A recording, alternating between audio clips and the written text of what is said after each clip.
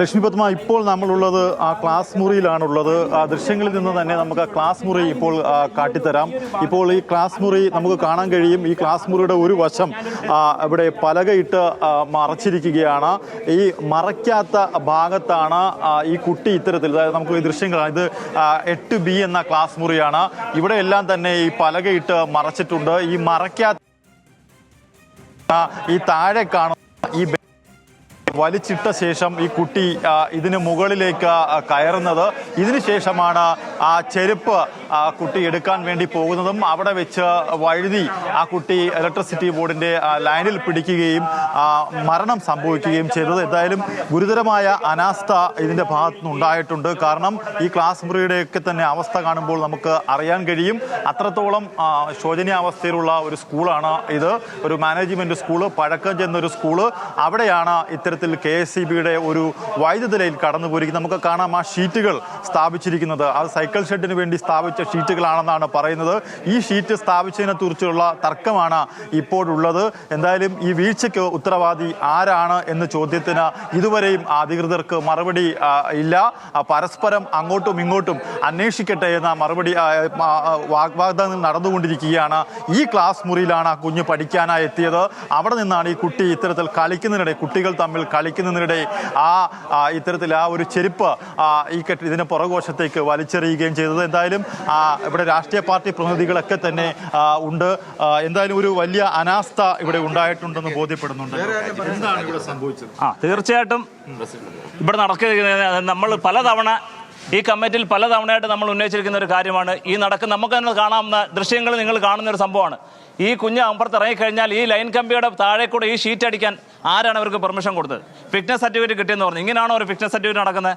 അപ്പോൾ ഇവിടെ രാഷ്ട്രീയപരമായിട്ടുള്ള സ്വാധീനം കൊണ്ട് അവരുടെ ഏകപക്ഷീയമായ തീരുമാനങ്ങളും അവരുടെ അനാസ്ഥയും, അതായത് നമ്മൾ എന്ത് പറഞ്ഞാലും അവരൊന്നും കൈക്കൊള്ളാല്ല. ധാർഷ്ട്യ മനോഭാവത്തിലാണ് അവർ പല കാര്യങ്ങളും ഇവിടെ തീരുമാനം. ഞാൻ ഒരു പൂർവ്വ വിദ്യാർത്ഥിയാണ് ഇവിടുത്തെ. നമ്മളിപ്പോൾ ഒരു രാഷ്ട്രീയം പറയേണ്ട ഒരു രാഷ്ട്രീയമല്ല, നമ്മളിത് രാഷ്ട്രീയം പറയുന്നില്ല. പക്ഷേ എങ്കിലും നമ്മൾ എന്ത് പറഞ്ഞാലും അവർ രാഷ്ട്രീയമായിട്ട് അതിനെ ചിത്രീകരിക്കുകയാണ് ചെയ്യുന്നത്. നമ്മൾ പറഞ്ഞാൽ ഒരു പിഞ്ചു കുഞ്ഞ്, മിഥുനെന്ന് പറയപ്പെടുന്ന 8ാം ക്ലാസ്സിൽ പഠിക്കുന്ന ഒരു പിഞ്ചു കുഞ്ഞിന്റെ ദാരുണാന്ത്യം. മാതാപിതാക്കൾ നമ്മൾ കുട്ടികളെ സ്കൂളിലേക്ക് വിടുന്ന വൈകിട്ട് സുരക്ഷിതമായിട്ട് തിരിച്ചെത്തും എന്നൊരു വിശ്വാസത്തിലാണ്. കൂടുതൽ സമയം ഇവിടെ അധ്യാപകരോടൊപ്പമാണ് കുട്ടികൾ ചെലവഴിക്കുന്നത്, ടീച്ചർമാരോടൊപ്പം കുട്ടികൾ ചെലവഴിക്കുന്നത്. ആ കുട്ടി സുരക്ഷിതമായിട്ട് തിരിച്ച് വീട്ടിലെത്തുന്നുള്ള വിശ്വാസത്തിലാണ് നമ്മൾ ഇങ്ങോട്ട് വിടുന്നത്. എന്റെ ഒരു അന്വേഷണത്തിൽ ഈ ഷീറ്റ് എപ്പോഴാണ് കിട്ടിയത്?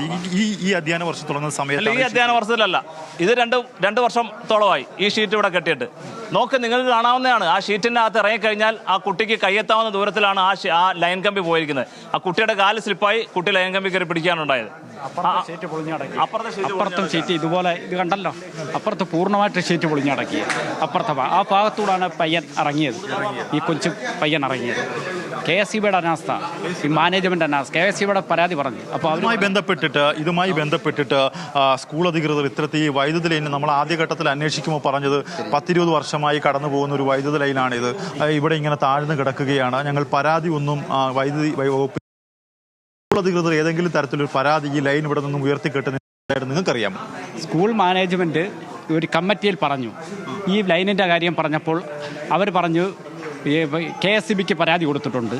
അപ്പോൾ KSEB അറിയിച്ചത് 2 മാസത്തിനകം ഈ ലൈൻ വലിച്ചു കെട്ടാം എന്നാണ് അന്ന് KSEB അറിയിച്ചെന്നാണ് ഇവിടെ പറഞ്ഞിരിക്കുന്നത്. KSEB അറിയിച്ചിട്ടുണ്ടെന്നാണ് ഇവർ പറഞ്ഞത്. പക്ഷേ നമുക്ക് അതിനെക്കുറിച്ച് പൂർണ്ണമായ വിവരമില്ല. KSEB അറിയിച്ചിട്ടുണ്ടോ ഇല്ലയോ എന്ന്. ഇതിപ്പോൾ പൂർണ്ണമായിട്ട് പറയാനാണ് ഈ കമ്മിറ്റിയുടെ, അതായത് ഈ മാനേജ്മെന്റ് കമ്മിറ്റിയുടെ അനാസ്ഥ മാത്രമാണ്. കാര്യം KSEBക്ക് റിപ്പോർട്ട് കൊടുത്തിട്ടുണ്ടല്ലോ നമ്മൾ ചോദിക്കാൻ പറഞ്ഞ് KSEBക്ക് കൊടുത്തിട്ടുണ്ട്. അവർ 2 മാസം മാറ്റാമെന്ന് പറഞ്ഞിട്ട് 2 മാസത്തോളം ആവുന്നത് അവരിതുവരെ മാറ്റിയില്ല എന്നാണ് പറഞ്ഞത്. പക്ഷേ അതിന് മുമ്പ് ചിന്തിക്കേണ്ട ഒരു കാര്യമുണ്ട്. ഈ ലൈൻ കമ്പി ഇവിടെ പോകുമ്പോൾ ഈ ഷീറ്റ് ഇവിടെ അടിക്കുന്നത് എന്തിനാണ്? എന്തിൻ്റെ അടിസ്ഥാനത്തിലാണ് ഫിറ്റ്നസ് സർട്ടിഫിക്കറ്റ് കിട്ടിയത്? ഈ ലൈൻ കമ്പി മുന്നേ ഇവിടെ പോയിരിക്കുന്ന ലൈൻ കമ്പിയാണ്.